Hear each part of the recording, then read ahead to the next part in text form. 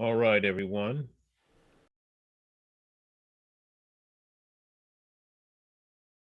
Welcome to the Social Justice Conversations at Essex County College. I'm glad you're all here. If you please mute your microphones, we would appreciate that. We just want to start off by introducing myself. My name is Dr. Kalfani. I'm the director of the Africana Institute and the chair of the Social Justice Council.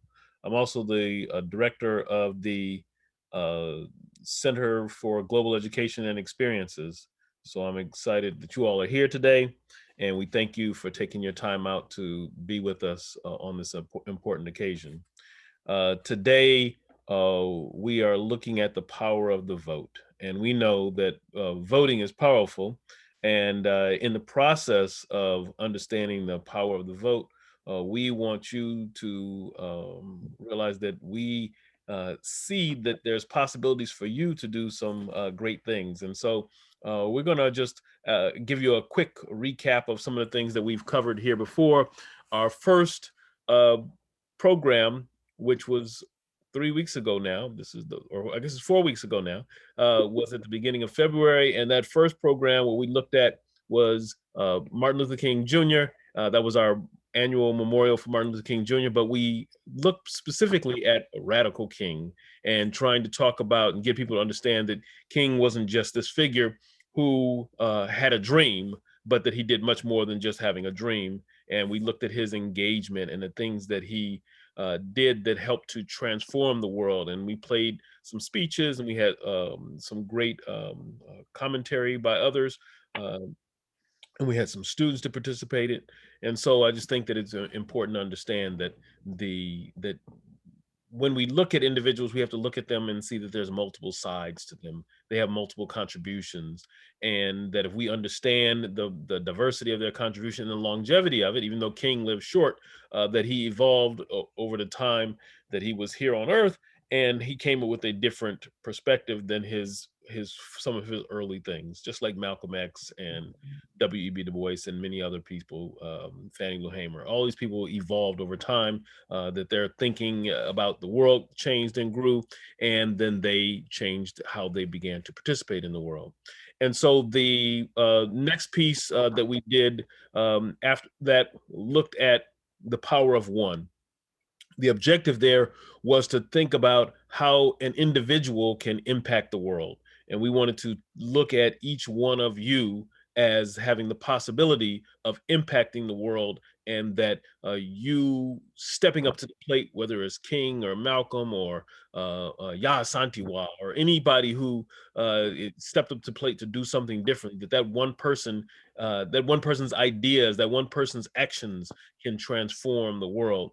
And then we think about that transformation and the impact that it could make on individuals and the society, is that it can be tremendous. And so then just realize that you yourself you have the power to be impactful, and you have to be willing to assert yourself and pull together all your intelligences, all of the things that you've learned and that you know, and use those things collectively to push forward this understanding of who you are and the impact that you want to make in the world around you. And then our third one was looking at, I just had drew a blank. Our third one was, ooh, third one should be or Linda, somebody. Oh, The awakening. the awakening. Thank Yes, you. thank you. It's the awakening.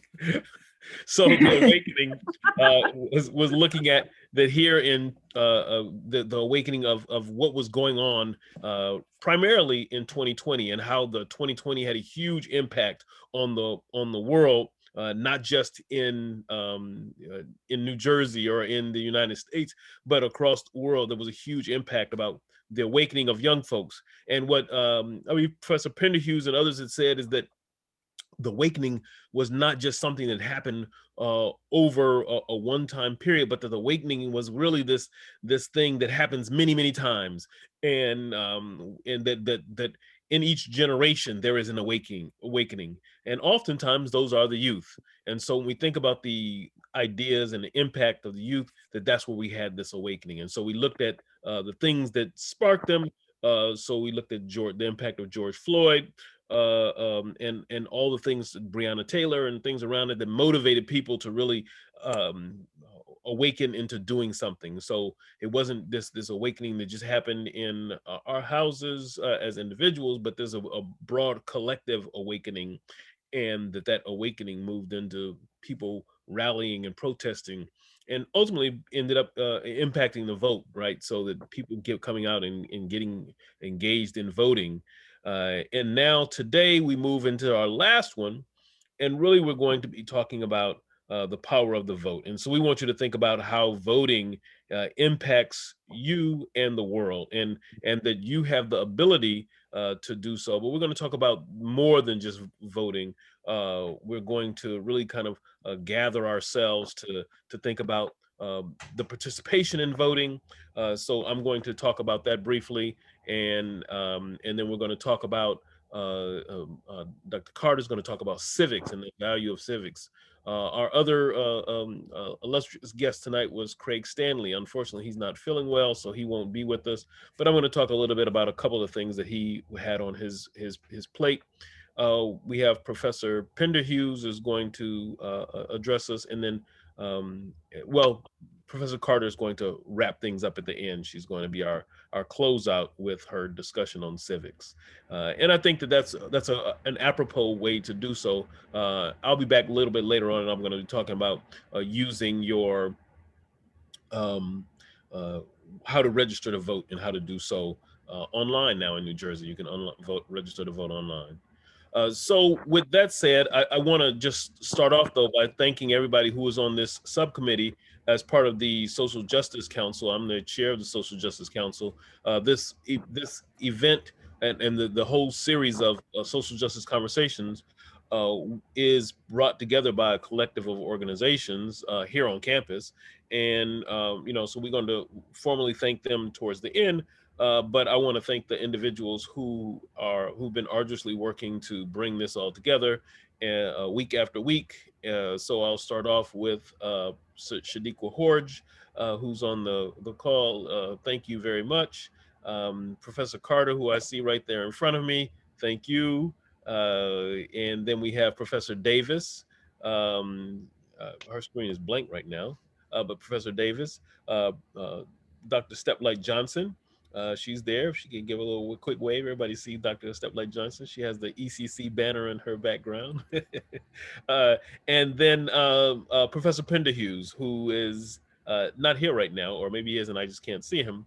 But the six of us really kind of have been pushing this through and putting all these initiatives together or putting this initiative together to bring the hopes and ideas of all of the collective bodies to bear.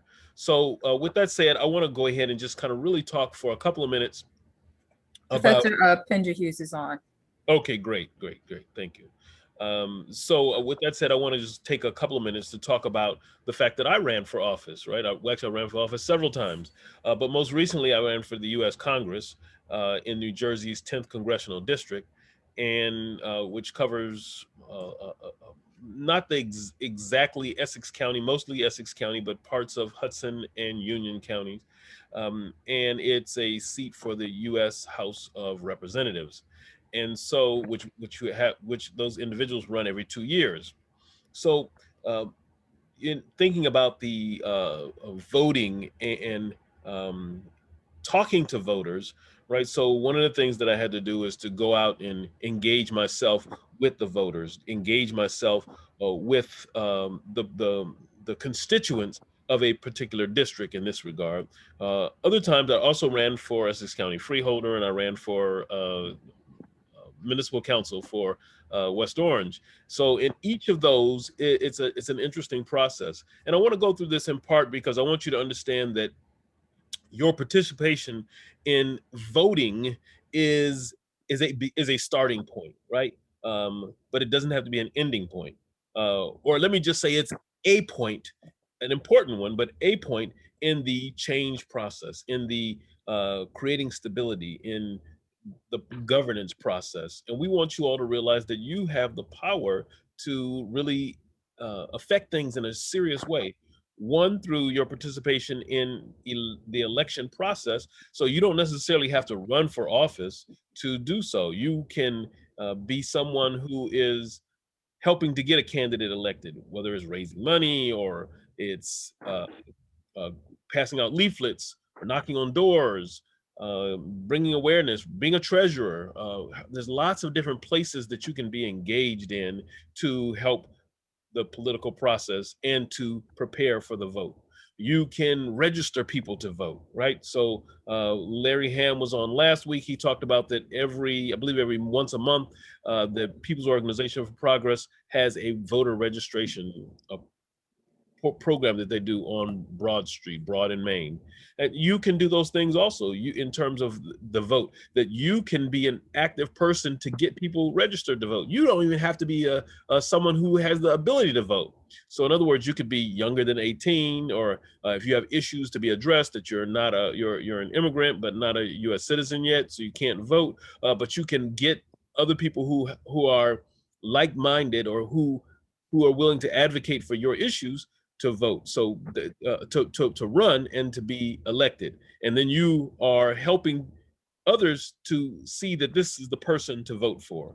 So these are all divergent ways, but it's like a music concert. It's a crescendo that all these things happen, but they go on over and over again. There's no stopping in the process. So some people are engaging right now in running to vote, finding out things. County committees are being engaged. Um, uh, People who are elected are passing laws and things of that nature. All these things are happening simultaneously. And then there's another group of folks who are getting ready to run again, because there's elections coming up in different places, whether it's on the municipal, county, state level, or federal level, or if it's on a school board or something else. There's lots of different types of places where you could be elected and where your vote matters. So you want to make sure that folks know that you are concerned about things, and that you go and you vote. And then the people that you voted for, then you go and you press them to make sure that they're addressing your issues. And that doesn't matter if it's the mayor, the school board, so either someone on the executive side or someone on the legislative side. All of those people you want to push to make sure that they're attending to the issues that you brought before them. The other thing is that, in just being someone who ran for office, that the amount of time and energy that it takes to bring people to that space, right? That you have to think about, what is it that you're willing to do to bring about change, and are you willing to make sure that the vote is secured? And many people might not know this, but you can yourself can work as someone at a poll. That is, that you can be someone who signs people in and checks their signature. That's part of the vote. You have the ability to do so, and you can be paid to do that. It's nominal, but you actually can receive compensation for participating in the process. You could be a checker at the polls, so that if there's someone who's there, if you are working for a particular political candidate, that you could be someone there who could be a contester. You could make sure that each person is a registered person, and you can make sure that people are not violating, if they're in front of the too close to the poll location, that you could make sure that they're not violating the various laws. So there's lots of ways. To me, it's exciting because there's so many ways that you can get involved, and that we see it oftentimes as boring, or we see it as something you quick and easy do. You check the box and you're done. No, there's a million things to do. That's part of the electoral process, and that it's exciting. And talking to people, finding out what their concerns and issues are. That's one of the biggest and best things that is knocking door to door, going and visiting people. And you could be that person. You could be a surrogate. So if you want to be in the electoral process, learn what a candidate is about and help that person become elected. That's another way you can be involved in the electoral process. So, but to do that, you got to vote. You got to vote. You got to educate yourself about voting. You can, and in voting also, this is another important thing. Like here in New Jersey, it just happened that there's not just people you vote for, but you vote for issues. So you can actually have an issue that you're concerned about, and you could push for that issue to be on the ballot. So sometimes people push. Most recently, people push for marijuana, right? And you see that yesterday, Governor uh, uh, uh, just signed the legislation. I think there's still a few more steps to go, but they just signed that into law, right? So that medical marijuana is legal in New Jersey. There's other kinds of things that now they cannot pull you over, or let me stand corrected. They're not supposed to pull you over if they smell marijuana or something like that. But whether or not they do is yet another story. You live in my neighborhood, as I grew up, you know that all the times the laws are not necessarily the things that are abided by. But that's another reason why you elect different people, right? That you have issues that are important to you that are not being addressed. So you elect a different person. But there again, you can rally all the people you want, but if you don't vote in the end, then it doesn't count. It doesn't matter. It doesn't exist. You gotta push all those things, and then you form some kind of nonprofit or something to make sure that the people you elect are working on your issues. If you voted for medical marijuana and they didn't get passed, and you go to the governor or whomever else and you say, I voted for you, I want you to sign this law. I want you to sign it into law, right? So those are all important things to understand. And I want you to realize that you have the power, and you just have to take advantage of that power and make it happen. All right, I'm going to share go back to the screen we're sharing, and but I hope those ideas were useful for you, and these are things that, there we go. So okay, so Professor Stanley was the next speaker today.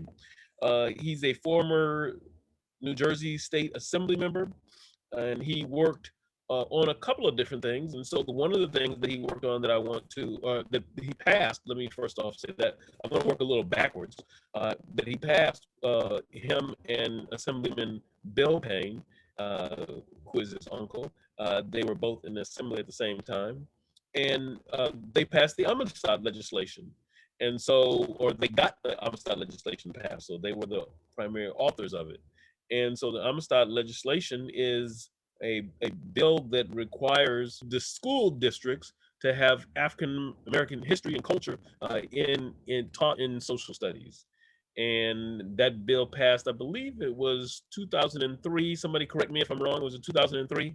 I believe it was 2003 that it passed, and was a great place for us to think about that what that was about and why it was so important. But the challenge is that, and I speak to Bill Payne about this often, is that it's not really implemented the way we would like it to be implemented, unfortunately. So, those are things that we have to continue to push, is to get those things implemented so that 2002, thank you very much, Ms. Horge. So those are the things we push to make sure that people can make the things that are actually law adhered to. We don't always have the folks to cause the laws that are passed to be enacted, or not enacted, but to be adhered to. And so that's one of the challenges with the Amistad legislation. Right now, there's a discussion about what's going on in the city of Newark with the Amistad legislation. In West Orange, they're trying to push for it being fully implemented. But there's a issue about textbooks and teachers who have the skill set, and so those are things that we have to think about. Let me just read this note real quick. Professor Davis says they cannot use smell of marijuana as a basis for searching, but I do not think you can operate a, right. Yeah, that's a good point. You can't operate a vehicle under the influence of marijuana. Yes, and you shouldn't, just like you shouldn't drive drunk. So thank you, Professor Davis. So the Amistad legislation, it's not fully realized at this point, but I think there still are moves. There's an Amistad Commission that helps to have some training and other things to really get people to move the Amistad, to move the whole process of Amistad forward. And hopefully this will fully come into being at some point. Moving The on, governor, there was Dr. a bill.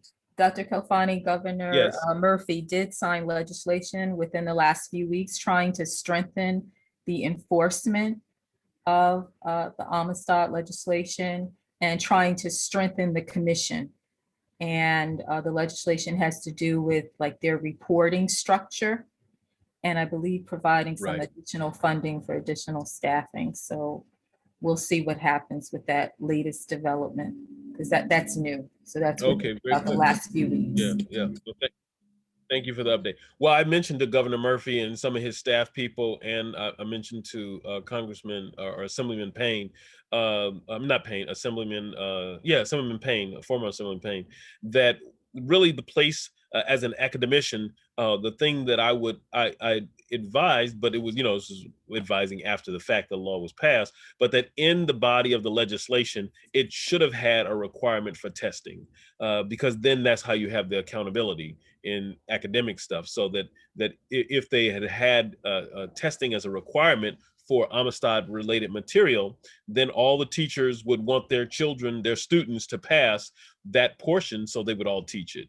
Unfortunately, it's not in the testing for the passing at various levels on the standardized tests, which it could be. And that's what I mentioned to the governor and his folks, is that we've got to get Amistad into the tests.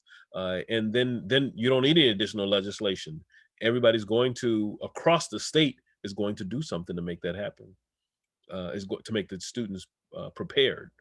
So then we'll have fully implemented Amistad. So the other thing that he was going to mention, at least briefly, was about reparations, and that he had introduced a bill on reparations for the state of New Jersey to have, I believe it was a panel or a commission to study and to make recommendations to the federal government. And now there's a new one that's out. I don't know the number. If someone, I think Shadiqua might have the number for that, and then for Craig Stanley's the original reparations bill, I think we have that information is going to go into the chat. Is that correct, Shaniqua? I have the two documents. I'll put it in now. Thanks. Okay, so if you can post those, I would appreciate it.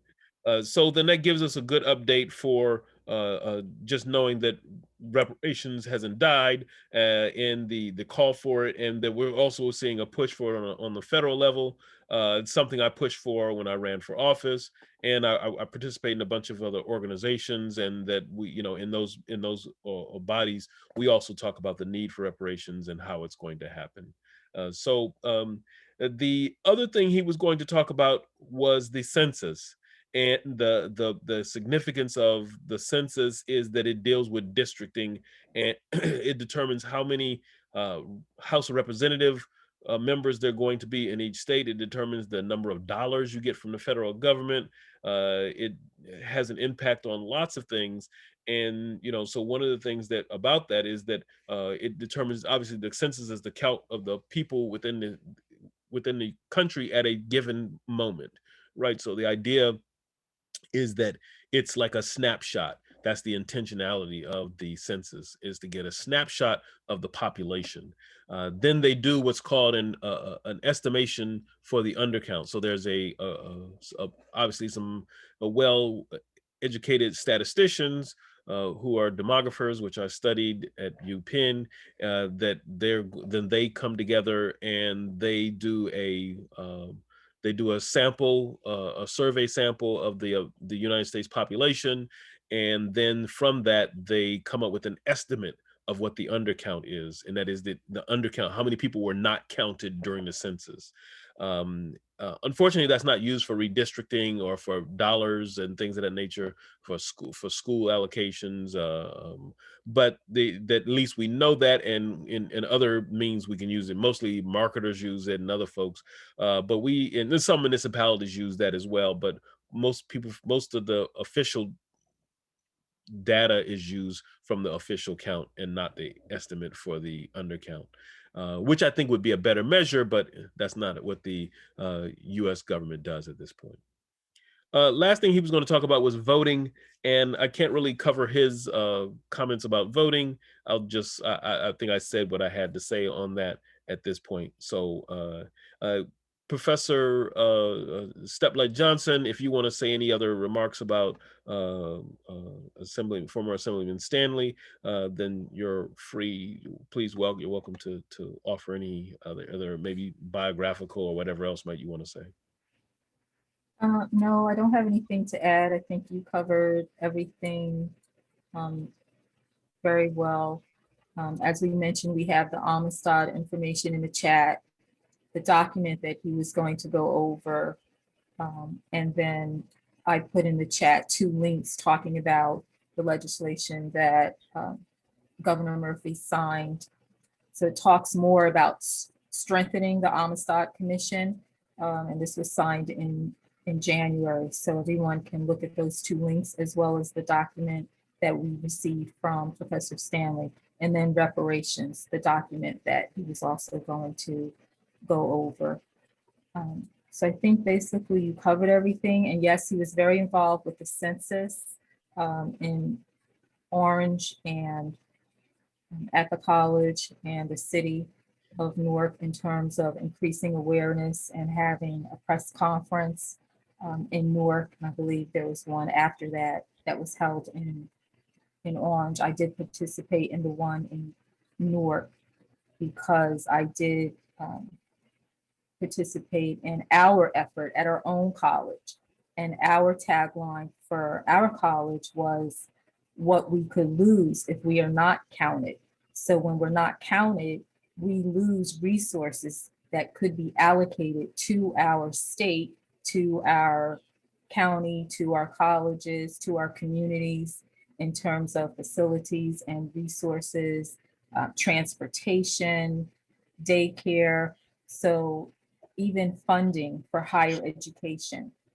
So all of those are very important, and it's very important to realize that the census takes place every 10 years. So for example, if homes are not counted accurately, children are not counted, then that means when it's time for them to enter high school and enter college, the census count that was done the decade before is not accurate.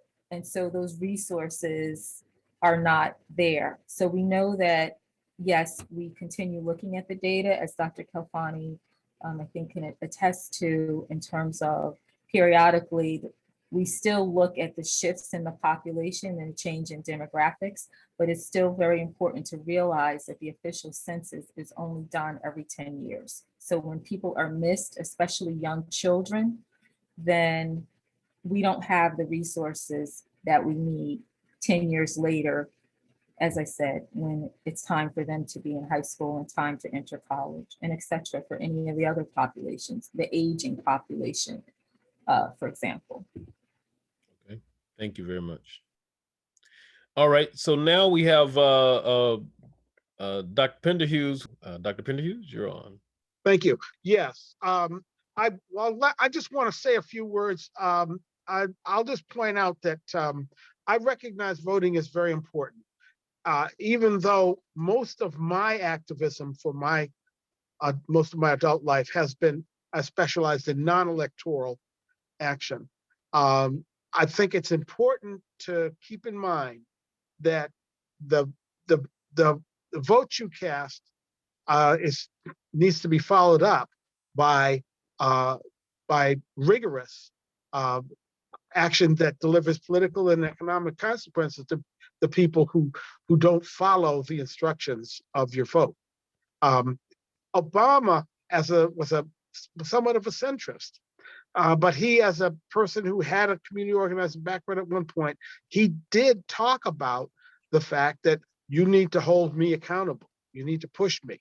Now, what happened was that many people were so relieved at his election and happy at his election that he was not, in fact, pushed to do a lot of the things that he could have been pushed to do.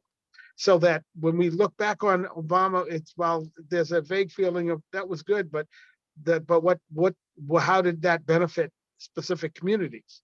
And the problem is that the vote was not followed up by vigorous on the ground action. And I think that's a critically important to keep in mind. And I'm saying that as a person who worked in the fight to get the vote, as well as a person who's worked to implement the fight to use the vote. Okay, great. Thank you very much. That I wanted to let you know that you also have the ability to register to vote online.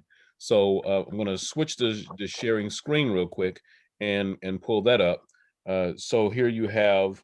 So this is the link, and I guess we can copy this and put it in the chat for you in a moment. But that you can go to this. This is the website for New Jersey. As a matter of fact, I can put it in the chat right now. Copy. This is the where you go to the state of New Jersey's website and you can register to vote right now. So if you're not registered already, this link I'm putting in the chat, that you can go online and register. Now, what I want to do real quick is just kind of walk you through the steps. So once you're here on this page here, so everybody has access to this link now, but if you just type in, if you don't have the link or you lose it or something, just type in register to vote NJ and this will pop up. And once you're here, you just come here where it says register to vote and you click on that link, and for register to vote online, it takes you to the application. So you click on the first link, and then what that does is it takes you to, so this is the New Jersey Division of Elections is the one that the website that you go to, and it's good because it's in English, Spanish, Korean, and in Jagari. But you just read the information here. It tells you, it says what you'll need. It tells you what you got to get. So get your driver's license or ID card, your social security number, have all that stuff. And then you go click on the second link. It says get started. Click on that. And then boom, you're in. So you just have to attest to certain things. So this is like you're going to before somebody, you're attesting to it. It says, I am a U.S. citizen. I am a New Jersey resident. I have a residence in the state and county for the last 30 days, and that you're at least 17. So you have to vote, you have to be 18, but to register, you can be 17. And I am not serving a sentence or incarcerated as a convicted criminal. But I just want to mention here that once you are no longer in the criminal justice, well, no longer once you get out, when people get out, that they can then register to vote, and you can actually vote. So that if you're a formerly incarcerated person in the state of New Jersey, you can vote.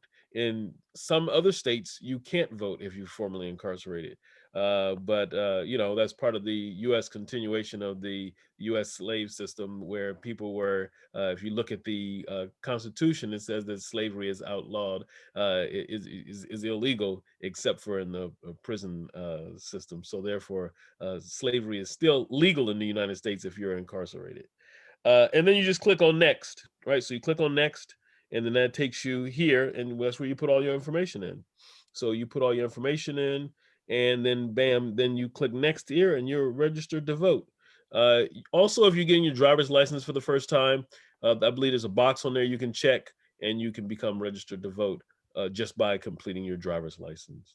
So I think that once you've done that, you have that information, it's available to you. You can do some great things in terms of your participation in the voting process. So next we have the one and only Dr. Linda Mcdonald Carter, who's associate professor in paralegal studies. She runs the paralegal study program here at Essex County College. And hey, slides getting in front of me. And so she's going to do a presentation now that's going to talk about civics. So let me switch to her presentation, and then you all will have the honor of seeing her presentation on civics. So with that, I'll turn it over to you, Professor Carter. I want to thank everyone who's joined us. I think all this information is really important, but I'm just going to come up from the rear and basically say that voting is really important. It's really critical in this country. But I think it's important that people understand that it's one of several tools, but a major tool in the citizens empowerment toolbox. But people need to know why it's major. And to give you an idea of why it's major, it's actually in wealthy school districts, it's required that students take this as young as in first, second, third grade. But in urban school centers, it's been moved out and replaced with social studies. So Professor Kafani, you can go to the next. All right. So if you notice on the left-hand side, we have civics versus social studies. And that's because, and I'll just read this one. Civics was, and it's by Frank Zappa, who was an artist, really progressive artist, and a very, he was a very thoughtful artist too. So anyway, civics was a class that used to be required before you could graduate from high school. You were taught what was in the Constitution. And after all the student rebellions in the 1960s, civics was banished from the student curriculum and was replaced by something called social studies. Here we live in a country that has a fabulous Constitution and all these guarantees that are indicated in the Bill of Rights, a contract between the citizens and the government, but nobody knows what's in it. And so if you don't know as citizens what your rights are, how can you stand up for them? And further, if you don't know what's in the document, how can you care if someone is shredding it? So, you know, it's interesting. I was actually involved in register 800,000 people in California. And it was relatively easy then because people had a sense and had some foundation in the area of civics. But as time went on, people lost that foundation. And so basically they wait for other people to tell them who to vote for. And they don't realize that they have so much power as citizens in this country to determine who's going to represent them, who's going to make decisions about what the priorities are for their tax money, right? And that's really important. So moving right along. How democracy is transferred? As Sandra Day O'Connor, who was the first woman on the United States Supreme Court, indicates in her quote, the practice of democracy is not passed down through your gene pool. It must be taught and learned anew by each generation of citizens. But if civics is not being taught, it's very difficult to pass down the practice of democracy. All right, the next slide is really to give some context. Basically, I'm not going to go through the Declaration of Independence, but I will tell you that the whole purpose of the Declaration of Independence was about we, the people. We, the people of the United States. Everything about this government is based on serving the people of the United States. But that doesn't happen. And not knowing civics has a lot to do with why that's not happening. If you go on, you'll see this is just a sampling of the Declaration, two different versions of it.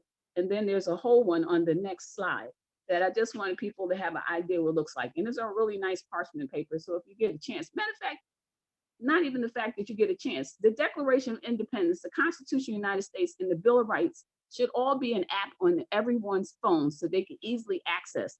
Just the way you celebrate or people celebrate the 4th of July with a hot dog and a hamburger, and how they know the scores for baseball and basketball. That's exactly the level of understanding people should have for the Constitution and the Declaration of Independence and the Bill of Rights. So you notice that the Federalist Papers, which is sort of like to the side, it's like sort of an explanation of why we have the Constitution. But basically, the Constitution under the Federalist Papers indicates that the whole idea of government, or the whole idea of the Constitution, is to limit the power of the federal government, not the power of the people. What's the purpose and role and function of our Constitution? Well, the Constitution of the United States defines how our government is going to be set up, how it's going to run, what's the function of it, and also what the purpose is, but particularly the relationship between our government and the people of the United States. And so people need to understand and be very versed in terms of what those powers are they have, and what the lines of demarcation are between the federal government and the people. So what is it, the role of the government? Well, Government should be involved in making sure that everybody's treated equally, fairly, and respected, that they're safe from crime, that we're healthy and educated, that people have the right to embark on, different opportunities for jobs, and basically to serve the public. What government should not be doing is taking your tax money and not giving you anything back in return. What's the function of government? Well, there are a lot of functions of government in terms of how it works. So the function of government is to protect and regulate. I know people don't like the word regulation, but the whole idea of regulation is to protect the American public. But, over the years, people have been convinced that regulations are not good for you. They are good for the American public. They may not be good for corporations who don't want people to know. What government should not be doing is catering to the wealthy.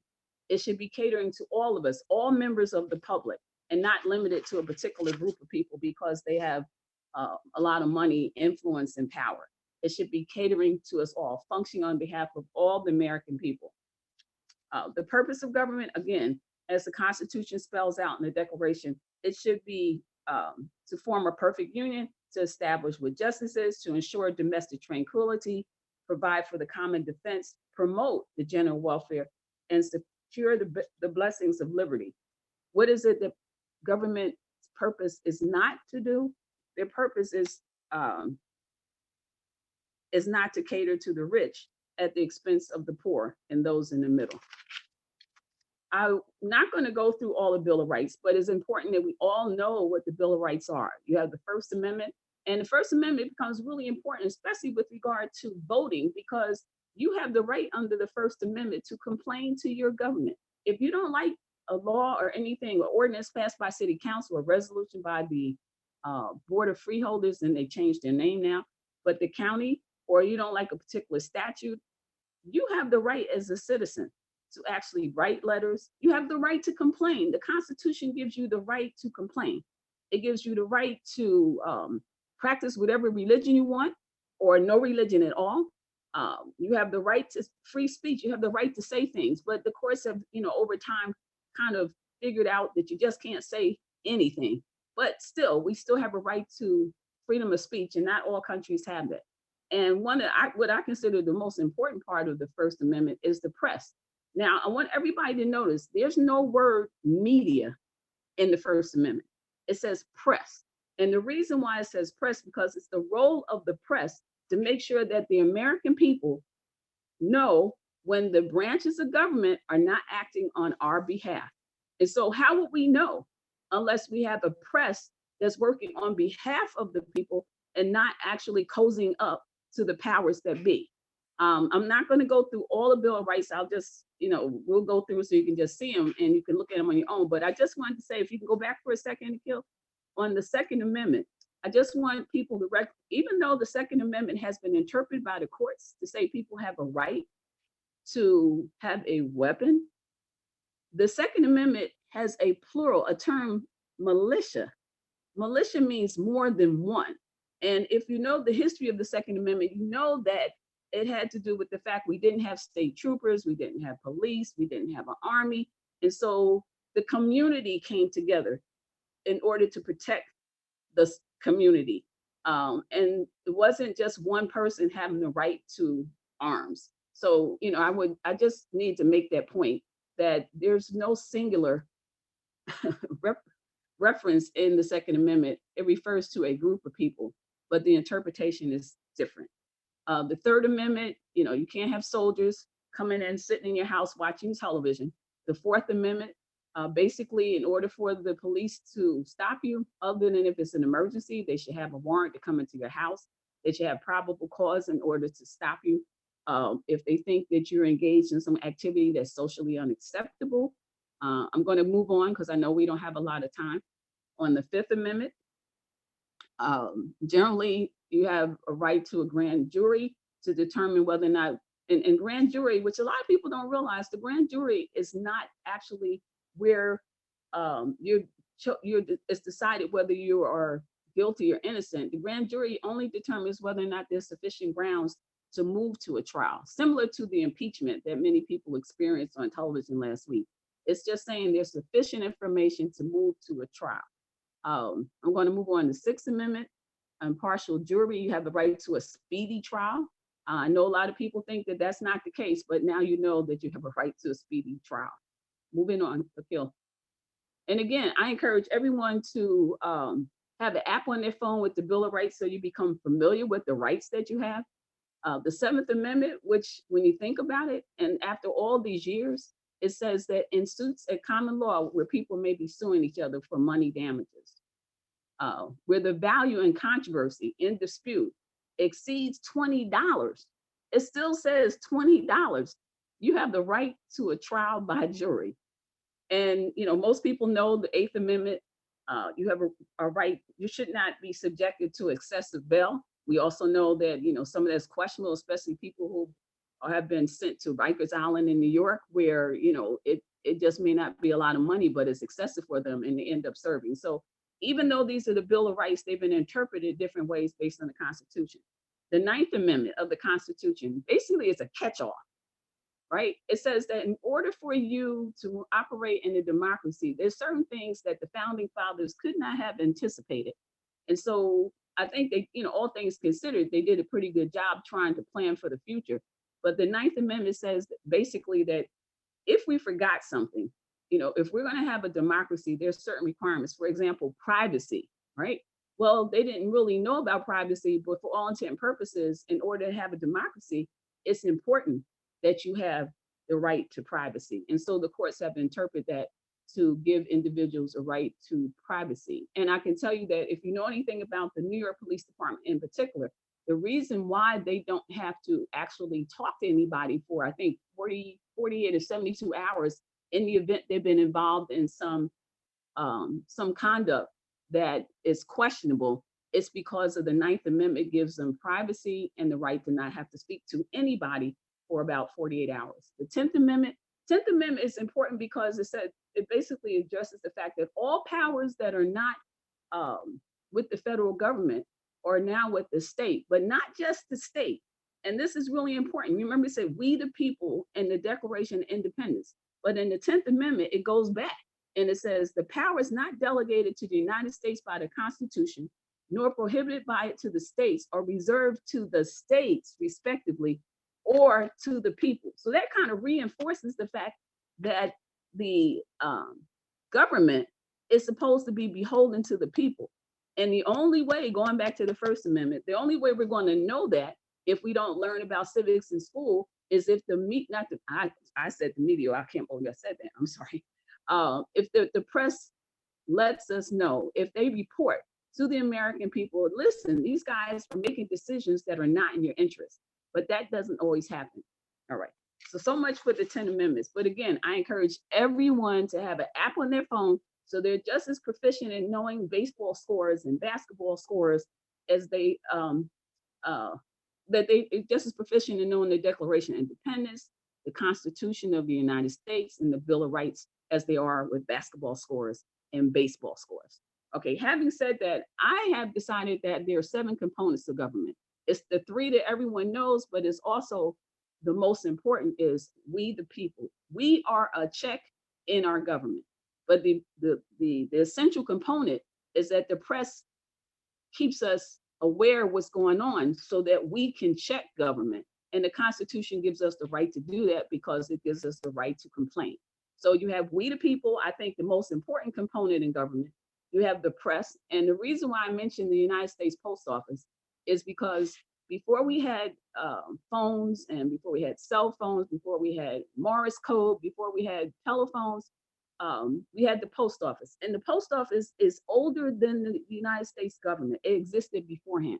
But one of the most important roles of the post office, and it's under attack right now, is to make sure that the information that the press gathered regarding whether or not the government was acting in the interest of the people was that the post office had to get that information to the people. So it played an essential role, and it makes me feel, I was very uncomfortable with the attacks on the U.S. Post Office. I said, well, it's the only agency that's mentioned in the Constitution of the United States. And so if you get rid of the post office, that's a real blow to our Constitution.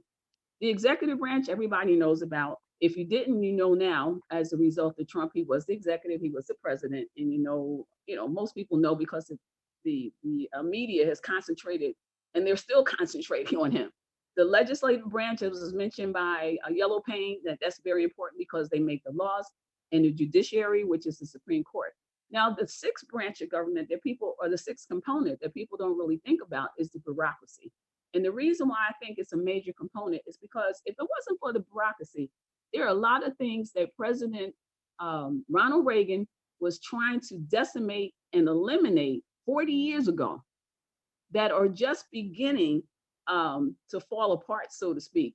And I only say that because over the course of the 40 years, if it wasn't for the bureaucracy, many of the things that we see disappearing, certain protections that the government is supposed to, as part of their role to protect the American public, a lot of those protections are dissipating. And that's because it took 40 years because the bureaucracy moves really slow. It gets on everybody's nerves when you go to City Hall, you go to the county, or you go to any branch in the government, people complain, the long lines, whatever. But that slowness of the bureaucracy really created a check that permitted, it took about 40 years to do things that people were planning to do 40 years ago, and they're just happening now. So there's something to be said about bureaucracy. It may be slow, but it's been a check. But I will add that one of the things that was done under the Trump administration is that they realized that the bureaucracy was creating an environment to slow down processes that prevented some of the policies and things that the Reagan administration wanted to do 40 years ago. And so they decided to go after the bureaucracy to undercut it, defund it, and to a great deal in order to make sure that they can move their policies as fast as possible without being hindered by the bureaucracy. And then the seventh, as I mentioned before, would be the states and we the people. So I have actually created this to think, it's my creation. I'm of the opinion that there's 7 components of government, and they all are supposed to check each other. And that's the 10th Amendment with us, we the people, the First Amendment with we the people, the press, the executive, the legislative, judiciary, and the bureaucracy. Thank you, Akil. All right. I wanted to end this with what I thought was a great example of someone who, obviously understood and knew how civics works without having to talk about it. It was just who she was, Miss Abrams, who has done amazing things over the last 4 years now. And here recently, she's done major things for Black people in America, for the Democratic Party, but actually she's done amazing things for the future of the American public. And while we're doing that, I just want to, we're gonna give him a moment to speak, but I want to just greet the ambassador of South Africa is on the program with us, Ambassador Tawana. So I just wanted to acknowledge him and to thank him for joining us. He'll say a couple of words a little bit later. Okay. So Akil, also while it's coming on, I'm just going to talk about the tools that we have in our empowerment toolbox. So the first is just to know, understand, and be able to use the language of government, politics, and citizenship. Because a lot of people, when they hear politicians speaking, they have no idea what they're talking about. It's as though they're speaking Farsi, and they just have no idea. So these are things that we can do. On that note, I'll just end with a couple of things, not everything on the list, to let people know that we as individuals have so much power, but we don't know we have power. We let other people make decisions for us, particularly decisions about how our tax money is going to be spent. So with that, I'll just mention a couple of the tools that we already have. You don't have to buy anything. All you have to do is think and read and speak to people. So I talk about know, understand, and use the language of government and politics. Use the public library, particularly the reference section. I know it's not as quick as Google, but they don't keep your information either. It's a neutral source of information. Know civics. Learn how to make elected officials who manage your money, how to make them accountable. Make sure you're familiar with the Declaration of Independence, the Constitution, and the Bill of Rights. Research Reverend Adam Clayton Powell. If you really want to know what a model elected official is, he's the model, I think. I really believe he's the model for what you should expect from any elected official in this country. The other thing I want to mention is just talk to other people. Other people may be similarly situated to you, but we don't talk to people anymore. We think we could solve issues all by ourselves, but there's so many things to be addressed in the collective and in the community. So just talking to your neighbors, you might find out that it can make such a difference. I can tell you that having worked in East Orange, I remember when the person ran for county exec, and there's 800,000 people in the state, I'm sorry, in the county of Essex. This person lost an election by 8 votes, right? That's less than the number of what me and my brothers and sisters are 9. As a matter of fact, when the 9 of us show up to vote, people were a little concerned because 9 people could swing an election.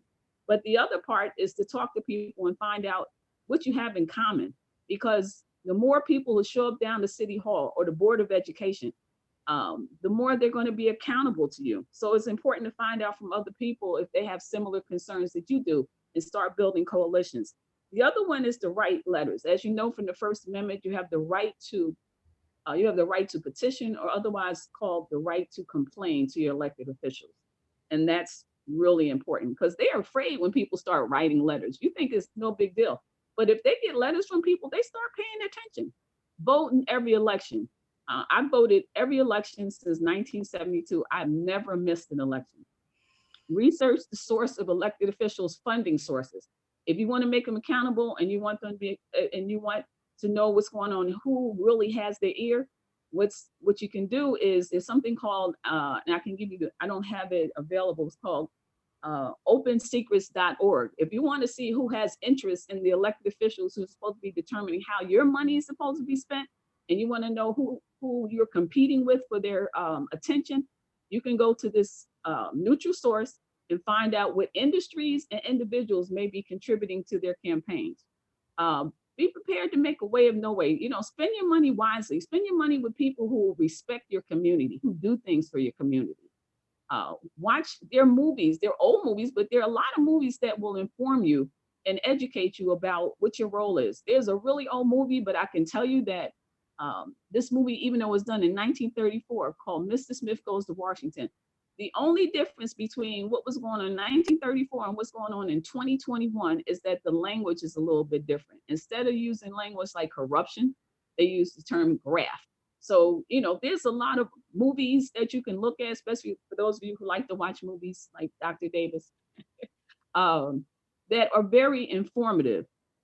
There's radio and television programs that, I know it's a little old school, but there's things also, some of it is actually online, from Gil Noble, Tony Brown, some of these people who were way ahead of their time in terms of providing information to educate their communities. And this information is available on the web. And so you can check out people like Tony Brown's journal, or Gil Noble, who's done a lot of work with regard to in telling people about what their power is. There's also a lot of documentaries. Some that I would mention would be 13 by Ava DuVernay about the criminal justice system. Is very educational, especially in terms of who's making money on that area. You have Shadows of Liberty. You have Heist, Who Stole the American Dream. There's like many documentaries that you may want to consider. Also, there are a lot of free showings, especially now, Zoom. There are so many things going on to help educate the community. I know this is a Black History program, but Rutgers gives programs, we do programs, and a lot of these things are free. So take advantage of them. I know everybody's a little stretched in terms of their time, but I would encourage you to take advantage of that. And the other thing is try to get your information from news sources that are about protecting the American public, not people who are profiting off the American public. So on that note, I'm going to end my little presentation, and I want to thank everybody who attended. This has been great. It was a lot of information to be shared, and don't get overwhelmed. Don't get overwhelmed because it was a lot of information, but you can always contact us individually or together there's so many ways to contact each of us to share this information with you at other times. So take care. Great. Thank you so much, Professor Carter. I think that was a great presentation. I want to take a moment now just to, before we go to Q&A, I want to take a moment to introduce a new friend of mine. and we, are looking to do some things together. And he's a great brother. He's the new ambassador as of last year of the Republic of South Africa. His name is Ambassador Tawana. So if you're here, Ambassador, please join us. Good evening. Good evening. Good evening. Thank you, Dr. Kalfani, for giving me the floor. You actually put me on the spot. I was enjoying following the event and the celebration of this important milestone month in American history, Black History Month. Overall, I'm the new Consul General of South Africa in New York, covering the 15 states in the eastern seaboard of the United States, and I'll be here for the next 4 years. It's just over a year since I got here, so I'm looking forward to working with everyone in terms of your projects with the Essex County College and all interested parties. So South Africa is open for business, and we're looking forward to working with you, to exploring cultural arts, you name it, opportunities and opportunities for collaboration. So I look forward to working with everyone, and Dr. Kalfani has indeed been a good brother and has embraced me ever since I've been here, and I look forward to getting to know the rest of you and to meeting in person with all of you. Thank you so much. Thank you very much, Council General. I appreciate your participation. So with that said, this has been another great program. If there's anybody out there who has a question, this would be a great time to, you can either type it in the chat or you can come on and say whatever you had to say. But if there are no questions, what I want to do is I want to take a moment to just say thank you to everyone, those who directly participated in today's program, those who were here presenting and doing research, getting information. I appreciate all of your assistance and input. And I want to thank all the organizations that were involved in the development of this program. There was a lot of organizations and people involved to make all this make this happen during the semester here. So just let me read off real quick the organizations involved with Academic Affairs, the Adjunct Faculty Association, the Africana Institute, Criminal Justice Program, the Institutional Advancement, Paralegal Studies, Social Sciences Division, Student Affairs, and Student Development and Career Services. So I thank everybody who was involved from there and all the members of the Social Justice Council as well. I want to thank all of those folks who have been continuously engaged in helping us to think about social justice. That social justice is something that here at Essex County we see as central to what we do as an institution, and that we one of our main things that we want to be, we're not just talking about, but we're actualizing being the standard bearer for social justice elsewhere in the state of New Jersey. We, in fact, are being asked to make presentation at some point to all of the other community colleges about social justice. And being the chair of the Social Justice Council here, it makes me proud to have that we're doing a great work and that other people see the great work that we've been doing. Some of the other schools have been checking out our videos as we're reposting them and sending them out. All those things are important for us to understand how we, as a organization that is Essex County College, present what we do to the public and how we continue to make great contributions. And this is a great place for students, staff, and faculty. And we want to continue to be that foundation. And so on behalf of all those organizations that I mentioned and the Social Justice Council and Essex County College, I want to thank everyone for joining us. And, you know, we're going to repost all of the links so that you can go back and the folks can go back and watch all 4 presentations. And we want to thank you again. Everybody have a great evening, and realize that that we're doing our best to provide for you. And everybody be safe out there as the times are in that we're in. So be safe and have a great evening. Thank you very much. Good evening, everybody. Bye-bye. Good evening. Bye. Thank you. Bye-bye. Bye. Goodbye. Good night. Good night.